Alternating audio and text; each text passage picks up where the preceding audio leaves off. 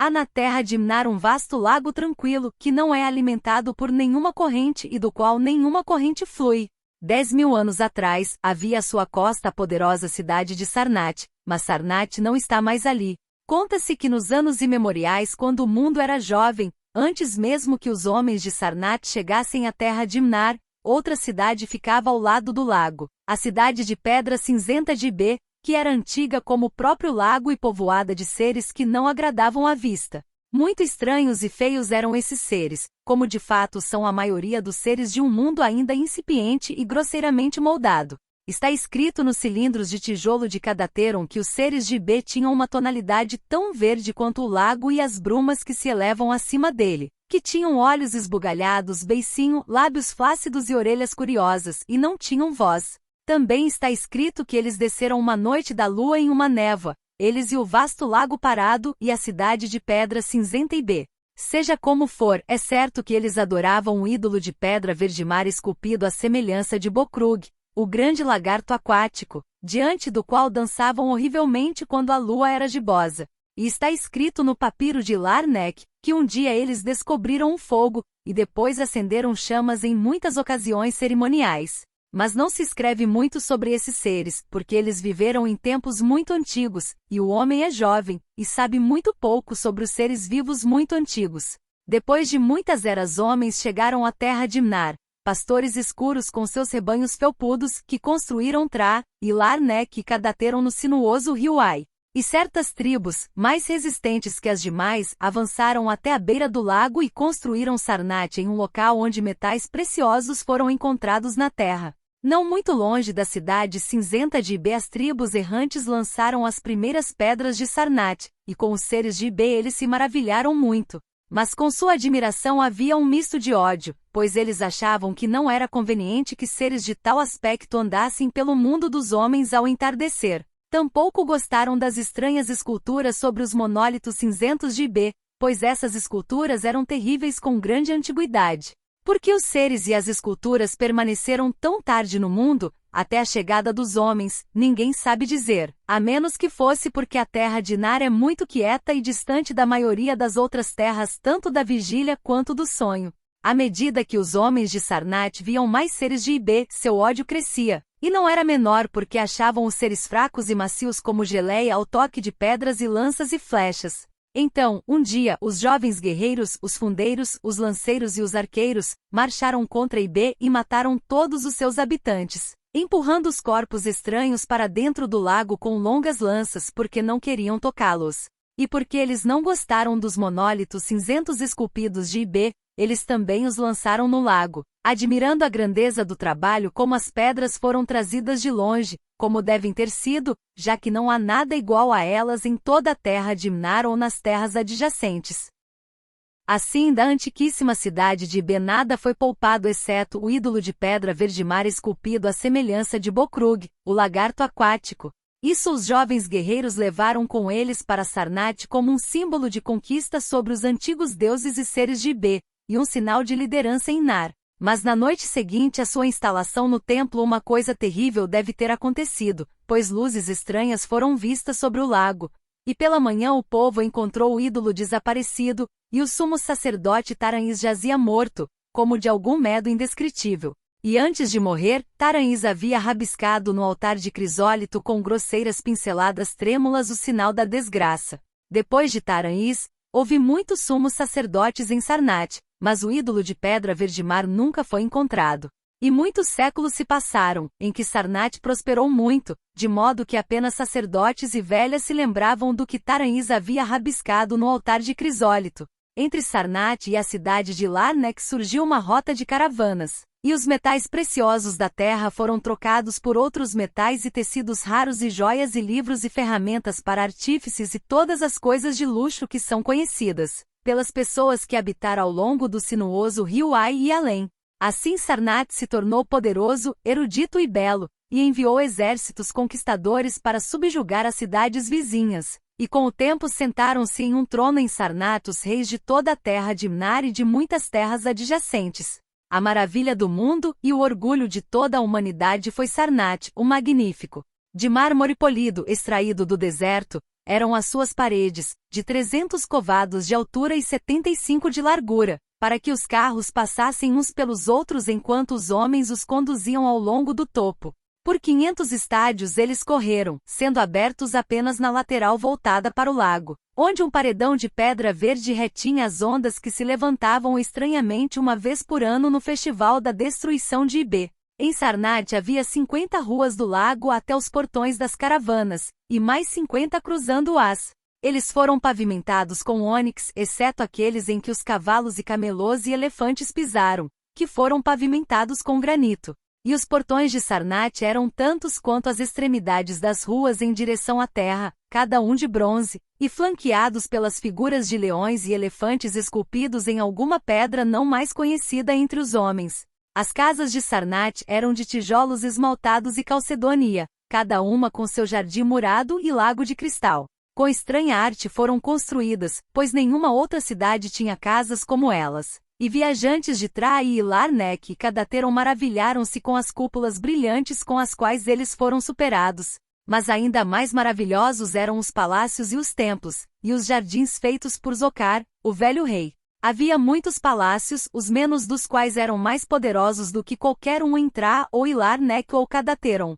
Tão altos eram eles que às vezes alguém poderia imaginar-se sob apenas o céu. No entanto, quando iluminadas com tochas mergulhadas no óleo de Dotur, suas paredes mostravam vastas pinturas de reis e exércitos, de um esplendor ao mesmo tempo inspirador e estupefato para o observador. Muitos eram os pilares dos palácios, todos de mármore tingido e esculpidos em desenhos de beleza incomparável. E na maioria dos palácios os pisos eram mosaicos de berilo e lápis-lazuli sardônica e carbúnculo e outros materiais escolhidos, tão dispostos que o observador poderia imaginar-se caminhando sobre canteiros das mais raras flores.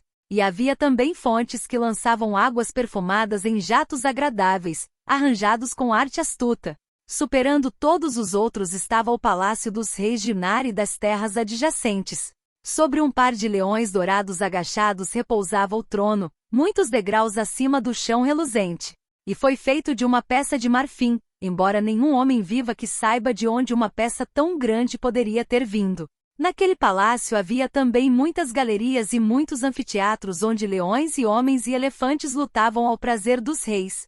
Às vezes os anfiteatros eram inundados com água transportada do lago em aquedutos poderosos, e então eram encenadas agitando lutas marítimas, ou combates entre nadadores e criaturas marinhas mortais. Elevados e surpreendentes eram os 17 templos de Sarnat, semelhantes a torres, feitos de uma pedra multicolorida brilhante desconhecida em outros lugares. Um total de 1000 covados de altura estava o maior entre eles, onde os sumos sacerdotes habitavam com uma magnificência pouco menor que a dos reis. No chão havia salões tão vastos e esplêndidos quanto os dos palácios, onde se reuniam multidões em adoração a Zocalar e Tamaz e Lobon, os principais deuses de Sarnat, cujos santuários envoltos em incenso eram como os tronos dos monarcas. Não como os ícones de outros deuses eram os de Zocalar, Tamaz e Lobon, pois estavam tão próximos da vida que se poderia jurar que os próprios deuses barbudos graciosos se sentavam nos tronos de marfim. E subindo intermináveis degraus de zircão brilhante estava a câmara da torre, de onde os sumos sacerdotes olhavam para a cidade e as planícies e o lago durante o dia, e na lua enigmática e estrelas e planetas significativos, e seus reflexos no lago por noite. Aqui foi feito o rito muito secreto e antigo em detestação de Bokrug, o lagarto da água, e aqui repousava o altar de crisólito que trazia o rabisco do Onde Taranís. Maravilhosos também eram os jardins feitos por Zocar, o antigo rei.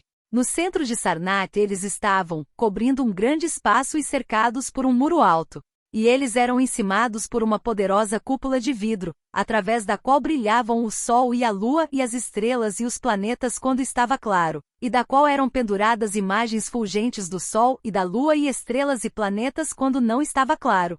Claro! No verão os jardins eram resfriados com brisas frescas e perfumadas habilmente sopradas por Lex, e no inverno eram aquecidos com fogos ocultos, de modo que naqueles jardins era sempre primavera. Corriam pequenos riachos sobre seixos brilhantes, dividindo prados de verde e jardins de muitas cores, e atravessados por uma multidão de pontes. Muitas eram as cachoeiras em seus cursos, e muitas eram os lagos de lírios em que se expandiam.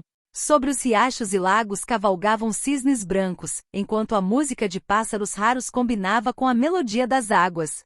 Em terraços ordenados erguiam-se as margens verdes, adornadas aqui e ali com caramanchões de vinhas e flores doces, e assentos e bancos de mármore e pórfiro. E havia muitos pequenos santuários e templos onde se podia descansar ou rezar para pequenos deuses. A cada ano era celebrada em Sarnath a festa da destruição de Ib, na qual o vinho, a música, a dança e a alegria de todos os tipos abundavam. Grandes honras foram então prestadas às sombras daqueles que aniquilaram os estranhos seres antigos, e a memória desses seres e de seus deuses anciões foi ridicularizada por dançarinos e ativistas coroados com rosas dos jardins de Zocar. E os reis olhariam para o lago e amaldiçoariam os ossos dos mortos que jaziam abaixo dele. A princípio os sumos sacerdotes não gostaram desses festivais, pois entre eles haviam contado histórias estranhas de como Eikon Verdimar havia desaparecido, e como Taranhis morrera de medo e deixará um aviso. E diziam que de sua alta torre às vezes viam luzes sob as águas do lago. Mas tantos anos se passaram sem calamidade até os sacerdotes riram e xingaram e se juntaram às orgias dos festeiros. De fato, eles mesmos, em sua alta torre, não haviam realizado muitas vezes o rito muito antigo e secreto em detestação de Bokrug, o lagarto da água? E 1000 anos de riquezas e prazeres passaram por Sarnath, maravilha do mundo e orgulho de toda a humanidade. Linda além do pensamento foi a festa do 1000º ano da destruição de Ib. Por uma década se falou dele na terra de Imnar, e quando se aproximou chegou a Sarnath em cavalos e camelôs e elefantes homens de Tra, e Larnek e Cadateron, e todas as cidades de Imnar e as terras além. Diante das paredes de mármore na noite marcada, foram erguidos os pavilhões dos príncipes e as tendas dos viajantes, e toda a costa ressoou com o canto dos alegres foliões. Dentro de seu salão de banquetes estava reclinado Nargisei, o rei, bêbado com o vinho antigo das abóbadas da conquistada Pnote, e cercado por nobres banqueteando e escravos apressados. Foram comidos muitas iguarias estranhas naquela festa, pavões das ilhas de Nariel no Oceano Médio, cabritos das distantes colinas de Implan, saltos de camelôs do deserto de Bnazik, nozes e especiarias dos bosques de Cidatrian e pérolas de águas lavadas tal dissolvido no vinagre de Tra. De molhos havia um número incontável, preparado pelos cozinheiros mais sutis de todo Nar e adequado ao paladar de cada banqueteador. Mas o mais valioso de todos os manjares eram os grandes peixes do lago, cada um de grande tamanho, servidos em bandejas de ouro cravejadas de rubis e diamantes. Enquanto o rei e seus nobres festejavam dentro do palácio e viam o prato de coroação que os esperava em bandejas de ouro, outros festejaram em outro lugar. Na torre do grande templo os sacerdotes faziam festas, e nos pavilhões fora dos muros os príncipes das terras vizinhas se divertiam. E foi o sumo sacerdote Gnaika quem primeiro viu as sombras que desciam da lua minguante para o lago, e as névoas verdes condenáveis que subiam do lago para encontrar a lua e envolver em uma névoa sinistra as torres e as cúpulas do predestinado Sarnath. Depois os que estavam nas torres e fora das muralhas viram estranhas luzes na água, e viram que a rocha cinzenta Curion, que costumava erguer-se bem acima dela perto da costa, estava quase submersa. E o medo cresceu vagamente mais rapidamente, de modo que os príncipes de Larnek e do distante Rokol desmontaram e dobraram suas tendas e pavilhões e partiram para o rio Ai, embora mal soubessem o motivo de sua partida. Então, perto da hora da meia-noite, todos os portões de bronze de Sarnath se abriram e esvaziaram uma multidão frenética que escureceu a planície, de modo que todos os príncipes visitantes e viajantes fugiram assustados. Pois nos rostos dessa multidão estava escrita uma loucura nascida de um horror insuportável, e em suas línguas havia palavras tão terríveis que nenhum ouvinte parou para provar. Homens cujos olhos estavam loucos de medo gritaram alto com a visão dentro do salão de banquetes do rei, onde através das janelas não eram mais vistas as formas de Nargise e seus nobres e escravos, mas uma horda de coisas verdes indescritíveis sem voz com olhos esbugalhados, fazendo beicinho, lábios flácidos e orelhas curiosas, coisas que dançavam horrivelmente, trazendo em suas patas bandejas de ouro cravejadas de rubis e diamantes e contendo chamas grosseiras. E os príncipes e viajantes, enquanto fugiam da cidade condenada de Sarnath em cavalos, camelôs e elefantes, Olharam novamente para o lago enevoado e viram que a rocha cinzenta Curion estava completamente submersa. Por toda a terra de Mnar e as terras adjacentes espalharam-se as histórias daqueles que haviam fugido de Sarnath, e as caravanas não procuravam mais aquela cidade amaldiçoada e seus metais preciosos. Passou-se muito tempo até que algum viajante fosse para lá, e mesmo assim apenas os jovens corajosos e aventureiros da distante Falona ousaram fazer a viagem. Jovens aventureiros de cabelo amarelo e olhos azuis, que não são parentes dos homens de Nar. Esses homens de fato foram ao lago para ver Sarnath, mas embora tenham encontrado o próprio lago vasto e tranquilo, e a rocha cinzenta Curion que se ergue bem acima dela, perto da costa, eles não viram a maravilha do mundo e o orgulho de toda a humanidade. Onde antes se erguiam muralhas de 300 covados e torres ainda mais altas, agora estendia-se apenas a costa pantanosa, e onde antes moravam 50 milhões de homens agora rastejavam apenas o detestável lagarto verde. Nem mesmo as minas de metal precioso permaneceram, pois Duon havia chegado a Sarnath. Mas meio enterrado nos juncos foi avistado um curioso ídolo verde de pedra, um ídolo extremamente antigo revestido de algas marinhas e esculpido à semelhança de Bokrug, o grande lagarto aquático. Esse ídolo, consagrado no alto templo em Larnek, foi posteriormente adorado sob a lua gigante em toda a terra de Mnar.